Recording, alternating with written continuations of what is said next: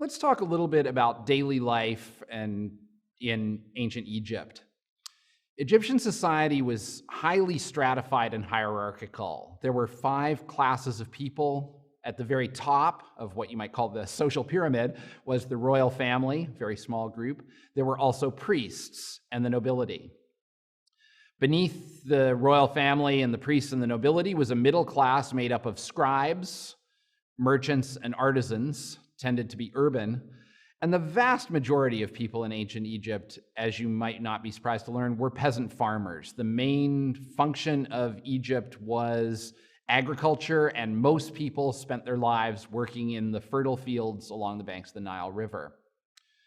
So what we see when we go to Egypt now is the remains of largely elite culture and major projects. We see pyramids, tombs of pharaohs, big temples. But of course, what we have to remember is that life for most people in ancient Egypt was at a subsistence level. Farmers lived in modest houses of mud brick, many times not much more than huts, and their home furnishings would be very, very simple. Some stools, some pots, boxes, perhaps a bed. Life for the majority of the population in ancient Egypt was one of hard labor. The general custom was to have 1 day off in 10. Later in the New Kingdom, there were 2 days off in 10, and we started to get that very important civilized concept of the weekend. But for most of the time, most people worked. The elite, of course, lived in luxury and had varied diet with meat and fruit and fish and vegetables and all sorts of comforts, but they made less than 5% of the population, probably closer in some ways to the 1%. And these people's lives were totally and completely different than the lives of most people who lived at a very modest sort of subsistence level.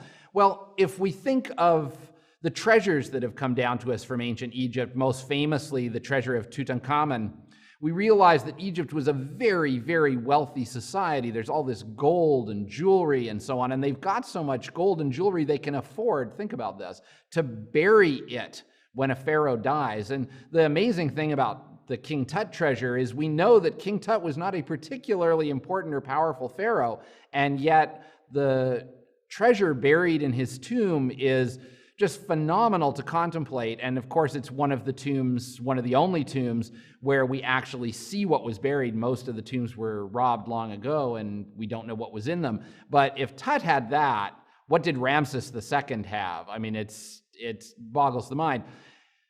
Well, how did they get all that wealth? They got all that wealth because they had a very efficient system for taking the surplus production of ordinary farmers and turning it into wealth for the wealthy. Most Egyptians, as we said, lived modestly, worked hard, and died young. And this is something that it's hard for us to imagine in our comfortable world that we're living in today. In all pre-modern societies, the conditions of life were much harder than they are in most parts of the world today. For one thing, in ancient Egypt, like in all pre-modern societies, infant mortality was high. Many babies died at age 2 or so when they went off mother's milk and started eating solid food. The level of death then was very high. For those who survived infancy, life expectancy for an ordinary person was 29 years, which means that at 29 years old, you would basically be dying of old age. Even the elite in their comfortable lives seldom lived more than 50 or 60 years old. Well, how do we know this? We know this because the Egyptians left a lot of funerary evidence for us. We can examine mummies and see what did they die from, how old were they when they died, and so we learn these things about life expectancy for ordinary people and also for elite people. Well, why did the Egyptians die so young? Hard work in the desert climate is part of it. Drinking water was poor.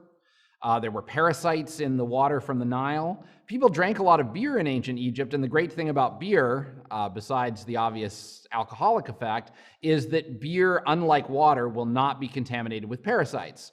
However, parasites in the water. Respiratory diseases, partly from cooking fires indoors. People are breathing in a lot of smoke. The other thing we find when we study mummies is that Egyptian people had horrible, horrible teeth. Why did they have bad teeth? They weren't eating sugar. They had bad teeth because they were eating dust and sand.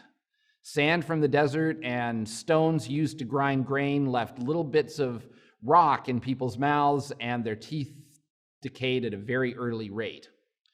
Well, Egyptian medicine had a great reputation in the ancient world, and the doctors were very good at practical things like setting broken bones, but Egyptians had no systematic knowledge of how the body worked. They knew how to mummify bodies, but they didn't really understand the function of various bodily organs. And so beyond things like treating cuts and fractures and so on, many remedies relied on magical methods and didn't have what we would call much modern medical sophistication or effectiveness. What was it like to be a woman in Egypt? Well, Egyptian women were subordinate to men, as women were in most pre-modern cultures. But Egyptian women were less restricted than in some other ancient cultures, like Greece or Rome in some cases. For one thing, in Egypt, polygamy was rare. So women tended to not be in sort of harem situations. The standard unit of Egyptian society was the family based on a couple, and this means that women are not being sort of subordinated in groups to one husband. Women in ancient Egypt, unlike in ancient Athens, were not confined to their houses. They were able to walk around the streets freely. They could own property. Women could inherit property, and they could run their own businesses. They could also represent themselves in court. These may not seem like great sort of signs of freedom compared with what we think of in the modern world, but they are significant, and women did not always have these rights in other ancient cultures. There were a couple of occasions in the 3,000-year history of Egypt where women actually ruled. In the New Kingdom, Queen Hatshepsut ruled as regent. She was the mother of a pharaoh who was too young to rule, and she took over and ruled in her own right. Now, the interesting thing about this is everyone presumably knew that Hatshepsut was a woman, but the statues of Hatshepsut, many of them represent her as a male pharaoh. And this shows just how tied the notion of kingship was to masculinity. Even when you had a queen on the throne, you represented her in a statue as being male. The most famous queen of Egypt, of course, is Cleopatra. But Cleopatra is in many ways an anomaly. First of all, Cleopatra was not Egyptian.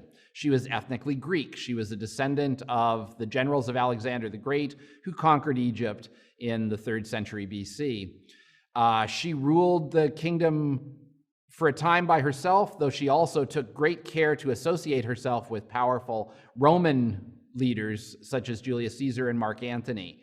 And in any case, she in some ways was more Greek culturally than Egyptian. What was it like to be an ordinary woman in ancient Egypt? Well, the age of marriage, something to think about.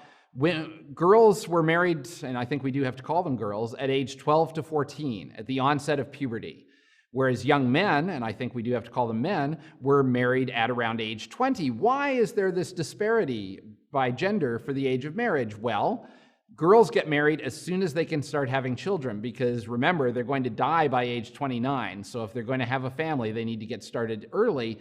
On the other hand, men can't get married until they have enough possessions and a trade and a way to provide for their family, so age of 20 for young men after they've learned a trade, 12 to 14 for young girls because they're now capable physically of having babies. Women's work was confined to the home, but we do have documents from ancient Egypt that attest that that work was seen as dignified. Men were told in advice documents, texts giving advice on how to live a good life. Men were told to leave the household affairs to their wives, and children were told to honor their mothers. So we know that even though women's work was constrained and limited to household, that there was some dignity and social esteem given to that work. What about being a young boy in Egypt? Well, at age 14, boys were publicly circumcised in public ceremony, and at that age, they'd begin to learn a trade, either working with their fathers or being instructed in temple school. If you were lucky enough to be a member of the Egyptian elite, you would have lots of servants in your house. Slaves, interestingly, were relatively rare in ancient Egypt. People often think that the pyramids were built with slave labor, but they weren't. The labor on the pyramids was, as far as we can tell, voluntary and paid, which is an interesting thing to think about. An elite household would have lots of servants, though, and servants would do all of the work of the house. Cooking, cleaning, and we also know that when elite Egyptians, male or female, went out on their daily business, Servants would accompany them in groups to do things like brush flies away from them and to carry clean sandals so that when they came to wherever they were going, they could change their shoes and get the dust of the street off of them and go nicely into whatever meeting they had to attend.